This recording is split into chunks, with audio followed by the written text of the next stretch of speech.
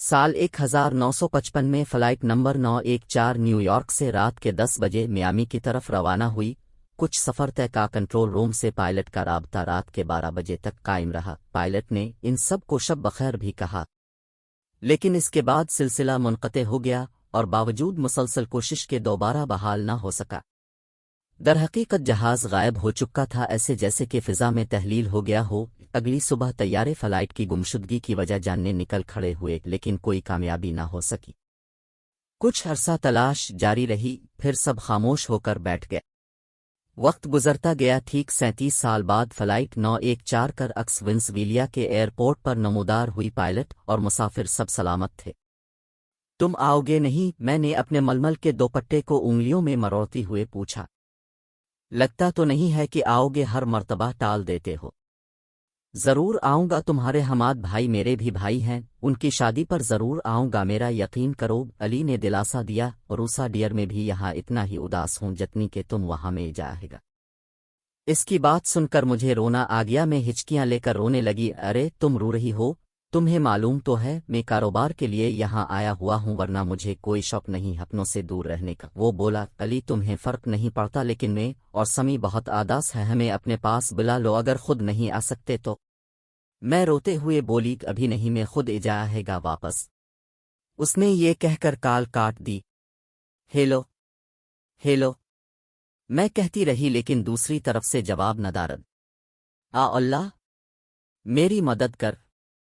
अली मुझे अपने पास बिलाइले हर बार आने का वादा करता है, लेकिन आता नहीं। मैंने बहते आंसुओं को रोकना चाहा। 2 दिन के वक्फे के बाद इस दुश्मन जा की आवाज़ दोबारा सेलफोन पर उभरी। हेलो, कैसी हो? वो बोला। आवाज़ में हमेशा की तरह जादू था। ठीक हूँ, मैंने एक लफ्ज़ी जवाब दिया। नाराज़ हो मुझसे? वो पूछने लगा। नहीं, अल्लाह की रज़ा पर राज़ी हूँ, शायद अल्लाह की मर्ज़ी यही है और मेरी किस्मत में सिर्फ इंतज़ार ही लिखा है। मैंने आह भरते हुए कहा, देखो अरूसा, मेरी कुछ मजबूरियाँ, तुम समझने की कोशिश तो करो। वो एक मर्तबा फिर समझाने लगा।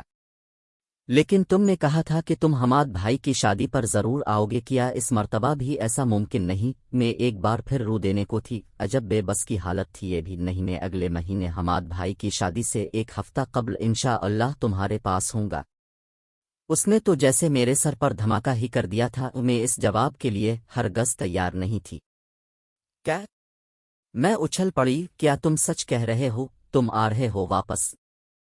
अलिफाफ, मेरे खुदा, मैं अभी सबको बताती हूँ। मुझसे खुशी संभाले ना संभल रही थी। मैं फ़ोन बंद करके सबको दीवानों की तरह यह खुशखबरी देती रही। शाम को मैं दीवार गिर कैलेंडर के सामने खड़ी थी। तसव्वुर में आने वाले हुसैन लम्हात थे। अल्लाह करे ये महीना जल्दी गुज़र जाए और हमारा बेटा अली वापस आ जाए। इतना अरसा गुजर गया इसे देखे। मुझे तो डर है कि कहीं हम इंतज़ार में इस दुनिया से चले ही न जाएं। उम्मी जान ने मुझे गिले से लगाते हुए कहा, आतू रहे हैं अली। उम्मी फिर अपना हक परेशान हो रही है।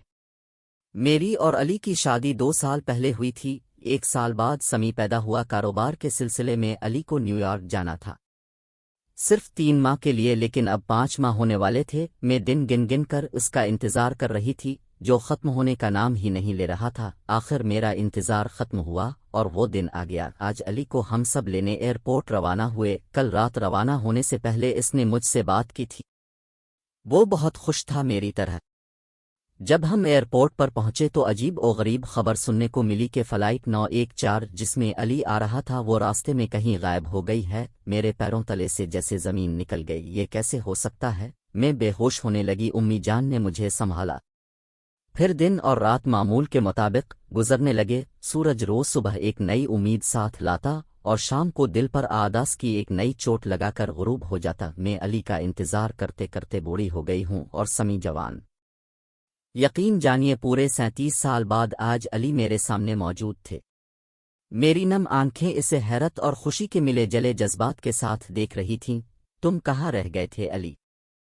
अम्मा अब्बा तुम्हारा इंतज़ार करते करते इस दुनिया से रुखसत हो गए, लेकिन तुम नहीं आए। मैं शको कुना थी। अली ने मुस्कुराकर मुझे खुद से लगाया।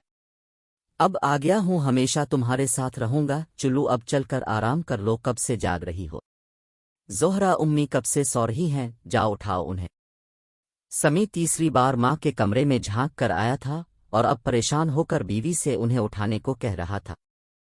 ہاں آپ ٹھیک کہہ رہے ہیں، اب تو عشاء کا وقت ہونے والا ہے، میں اٹھاتی ہوں، یہ کہہ کر زہرا ان کے کمرے کی جانب چل دی اور پھر گھر اس کی چیخوں سے گونج اٹھا۔ امی کو دنیا سے گئے آج 10واں روز ہے۔ میں روز ان کی قبر پر جاتا ہوں اور سورت سوئیں کی تلاوت کرتا ہوں۔ میں جانتا ہوں کہ ماں کی جدائی کا غم وقت کے ساتھ ساتھ کم ہو جائے گا، مگر میں اس لمحے کو کیسے فراموش کروں؟ جب زہرا کے چیخنے پر میں امی کے کمرے کی جانب بھاگا تھا، تب میں نے اپنی آنکھوں سے امی کو حشاش بشاش کمرے سے نکلتے دیکھا تھا۔ انہوں نے ابو کا ہاتھ تھاما ہوا تھا، دونوں نے مسکرا کر مجھے دیکھا تو کمرے سے باہر چلے گئے۔ یہ منظر اتنا واضح تھا کہ میں اس کو اپنا وہم گردان ہی نہیں سکتا۔ جب آنکھیں بند کرتا ہوں تو وہی منظر آنکھوں کے سامنے آ جاتا ہے اور میں جلدی سے اٹھ کر وضو کرتا ہوں اور اپنے والدین کے ایصال ثواب کے لیے نفل ادا کرنے کے لیے کھڑا ہو جاتا ہوں۔ تو بچوں، ہم نے اس کہانی سے کیا سبق سیکھا ہے؟ نیچے کمنٹ کر کے ضرور بتائیں۔